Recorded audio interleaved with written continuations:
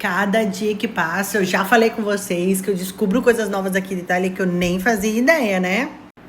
Esse castelo que vocês estão vendo aí atrás, ele é o castelo de Montebello. Ele fica numa região chamada Emília-Romagna. O nome da cidade onde esse castelo está é Poggio Torriana. Torriana? Deixa eu ver. É isso mesmo, eu falei certo. E lá conta-se a lenda de uma menina que ela é conhecida como Azzurrina. E eu vou falar por quê. O nome da menina, na realidade, é Guendalina Malatesta. A história conta que ela foi filha de um grande nobre da família Malatesta do século XIV. Eu vou falar junto aqui o que diz a lenda e o que diz o que seria a história verdadeira de acordo com alguns pesquisadores, ok? Pela lenda, Guendalina, que ficou conhecida como a Azzurrina. Por que Azzurrina? Porque azul em italiano é azzurro, ok? Guarda essa informação. A lenda diz que a menina Guendalina nasceu albina.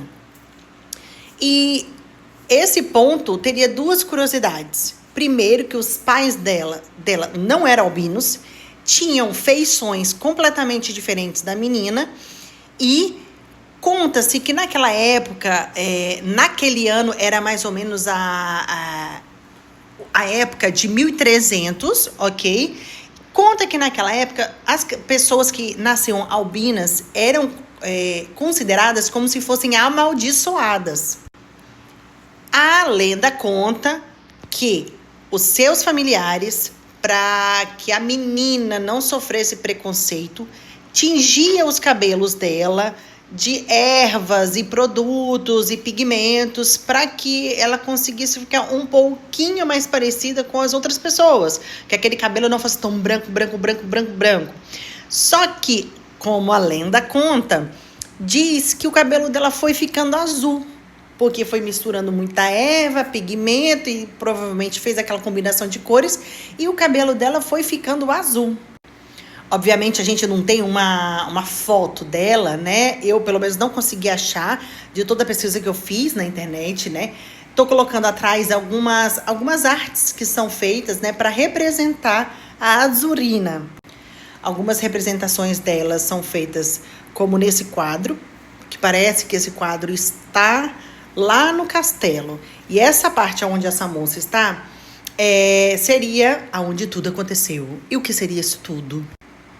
A Azzurrina um dia estaria brincando com bola de pano dentro do próprio castelo com alguém.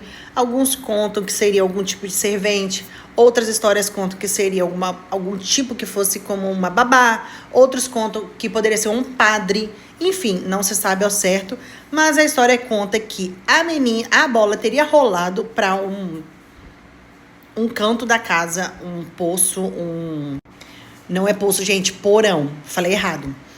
Então, o que teria acontecido? Ela, com seus 5, 6 anos, estaria brincando com essa bola de pano dentro do castelo.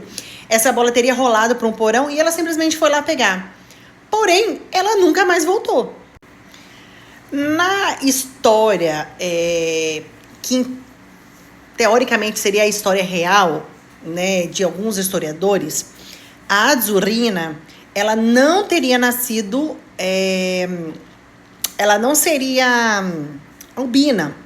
Na verdade, ela teria nascido extremamente loira. Sabe aquele loiro que chega a ficar branco o cabelo? Então, a Azzurrina seria Guendalina, né, que é o nome dela. Ela seria loira, só que também fugiria muito do padrão, porque ela era extremamente diferente dos pais, entendeu? Nem o pai nem a mãe dela eram tão loiros e brancos desse jeito. Por isso, algumas pessoas contam em lenda que ela seria albina, mas alguns pesquisadores falam que ela não era albina, porém ela nasceu sim, extremamente branca e muito loira. E outra coisa muito importante, ela tinha os olhos bem azuis. Essa parte do castelo é a mesma foto que eu botei um pouquinho mais atrás, onde tem uma moça em pé. Essa é a parte do castelo, onde lá no fundo a Azzurrina teria sumido completamente. E ela nunca mais foi vista. Ela simplesmente desapareceu, evaporou.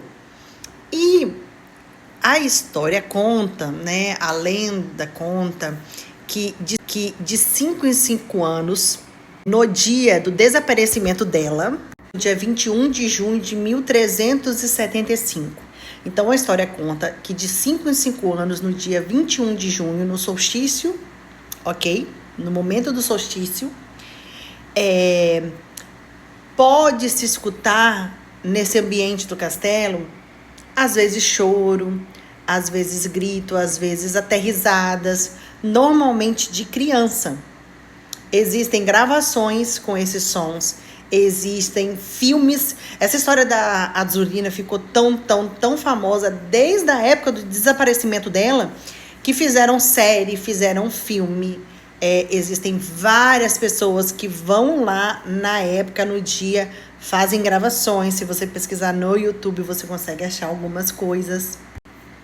Mais uma fotinha, pertinho da parte do castelo, da onde ela teria desaparecido. Voltei aqui para mostrar que, pelo que eu li, junto com a foto, ela teria desaparecido aqui para trás, entendeu? Aqui seria apenas uma parte onde mostra que é ali que ela desapareceu, que ela foi correr atrás da bola e simplesmente sumiu. Então, conta-se que até hoje a Azzurrina emite sons para que consiga ser ouvida. O castelo é aberta a visitação, também à noite para os mais corajosos. Gente, não é que eu sou... gente, eu sou muito corajosa para muita coisa. Essa questão de fantasma, espírito, esses troços assim, eu não sou da mais corajosa, não, mas também não sou da cagona. Então, tipo assim, ir no castelo à noite, se alguém fosse comigo, eu iria. Além de tudo, né, gente? Olha que lindo é esse castelo. Olha a vista lá de cima, gente. Eu tenho coragem. Tenho coragem de fazer visitação, sim. A visitação da noite, eu iria com outra pessoa me acompanhando. Sozinha, não. Melhor não, né? Pra quê, gente? Pra me evitar a fadiga, não é mesmo? A lenda da Azzurrina, ela é uma das mais famosas aqui de Itália quando se trata de lendas de fantasmas, espíritos de criança. Então, ela é uma das mais famosas, se não a mais famosa, na verdade. Eu deixo aqui com vocês para finalizar o fechamento dessa história, essa arte, que é uma gracinha, feita representando o castelo e a Azzurrina. Olha que bonitinha.